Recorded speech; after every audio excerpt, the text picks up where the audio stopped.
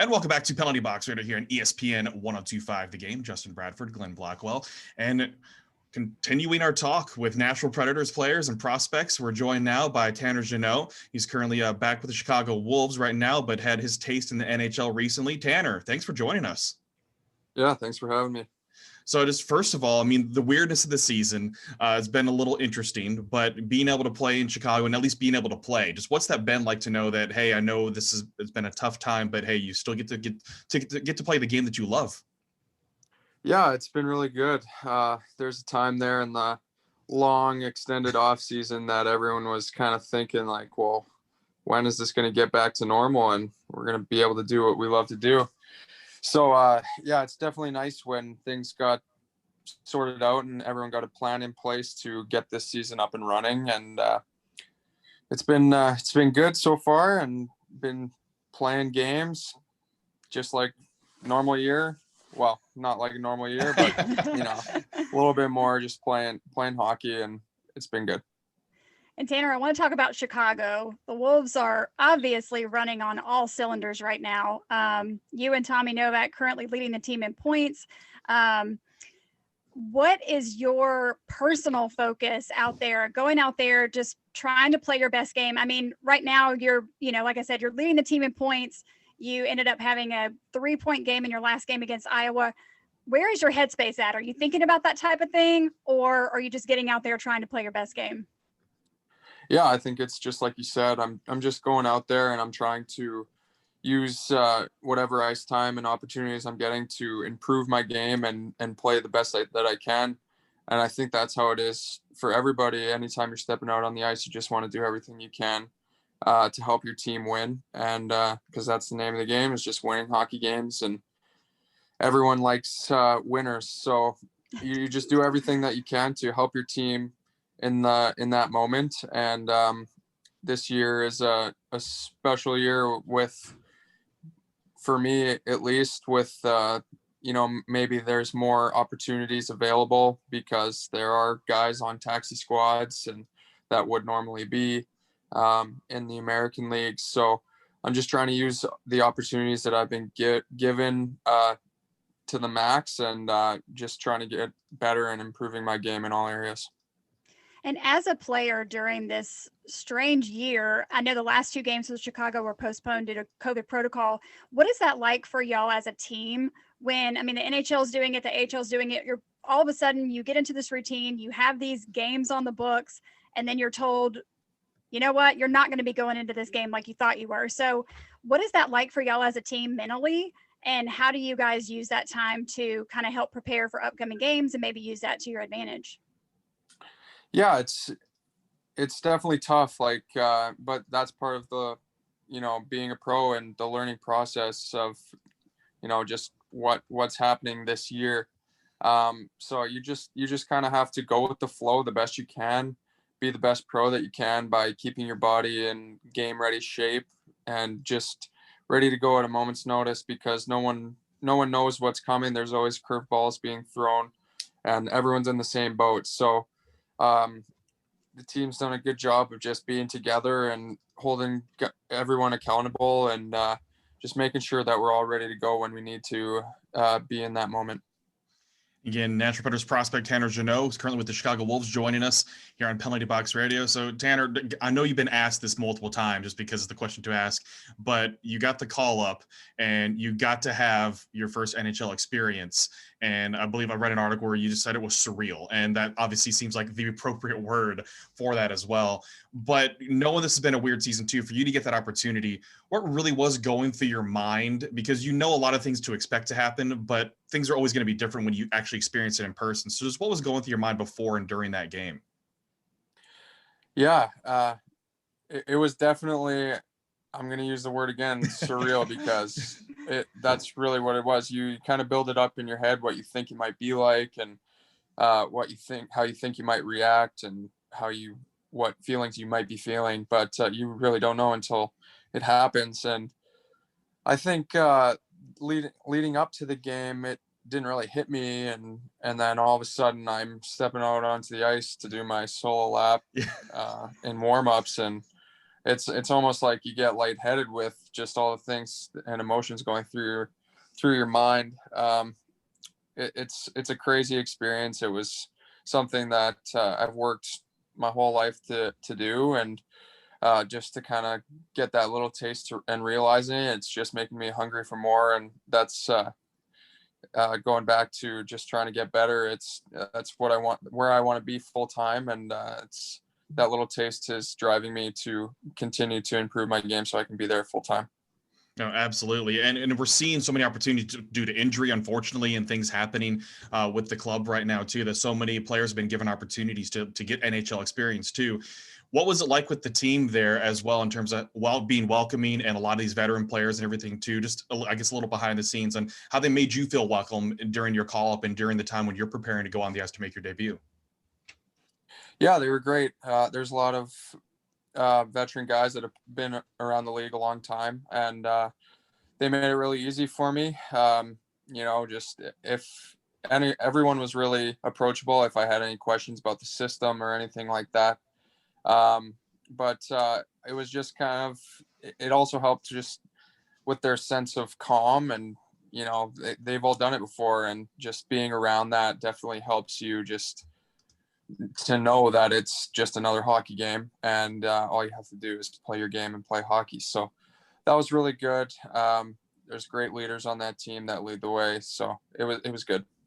And a question we've been asking anytime we're having one of the prospects come on from Chicago is, it's a unique situation because there's prospects from two different clubs playing together. So it is very unique, especially when they're the same division in the NHL. So playing against guys that you're teammates with when playing in the A. So it's a very unique situation, but also playing with other top prospects from another club too.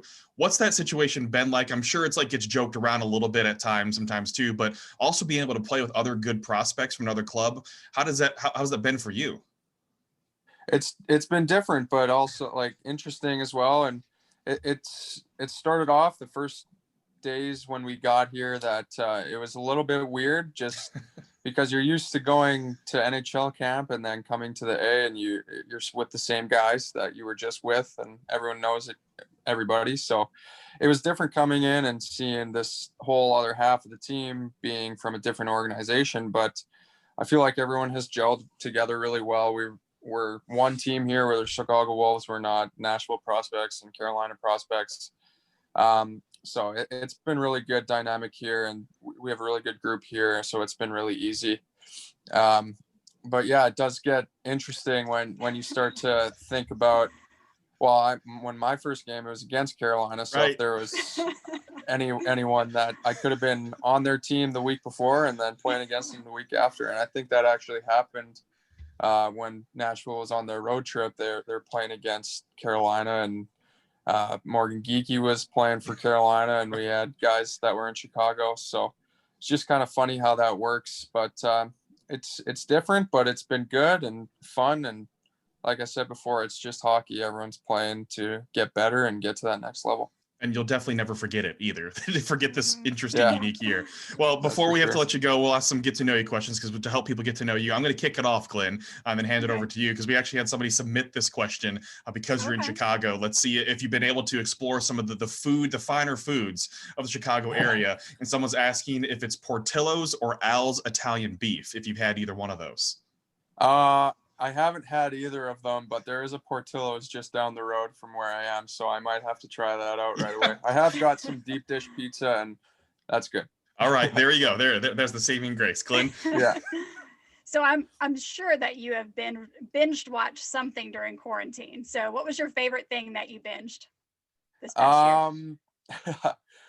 Well, yeah, more than one thing we've done. My girlfriend and I are watching all of the Marvel movies in order from start to finish, and right now we're watching on Netflix. It's called Hotel Cecil. It's a little bit of a mystery one, but definitely more than one thing we binged in the off season. Yeah. Justin is huge on Marvel, so y'all have that in common. I'm not familiar with it at all, but what is your favorite sports movie of all time? Favorite sports movie? Well, there's lots of them. I like I guess I like the Friday Night Lights one, that movie. Just Okay. the story of it, and like, I don't know, it just gets me pumped up and ready to do a workout or something. So it's fun. It's a good one. And it doesn't end the way you think it's going to end either. Yeah, exactly. So that's what I like about it. Yeah. All right. One of your favorite sports memories from childhood? Ooh, that's another tough one. I know I don't go easy on people with this.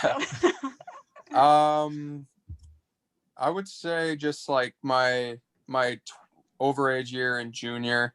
It was just, that was one of the best years of hockey that I've had so far. We had an awesome team. We won the league, the regular season, and in the WHL, and got to do it with guys that I played with my whole career in Moose Jaw. So it was just a really special year to be able to do it because of the guys I was with and how good we did. And it wasn't the way we wanted to end it, but it was just one of my favorite years so far, for sure.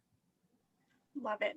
And favorite sports team growing up, whether this was hockey or baseball, football, what was your thing as a kid?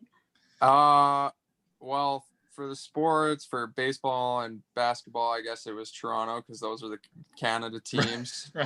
Hockey, I was always a Canucks fan, just because I don't know why. My brother was a Canucks fan, so I was a Canucks fan. That's fair.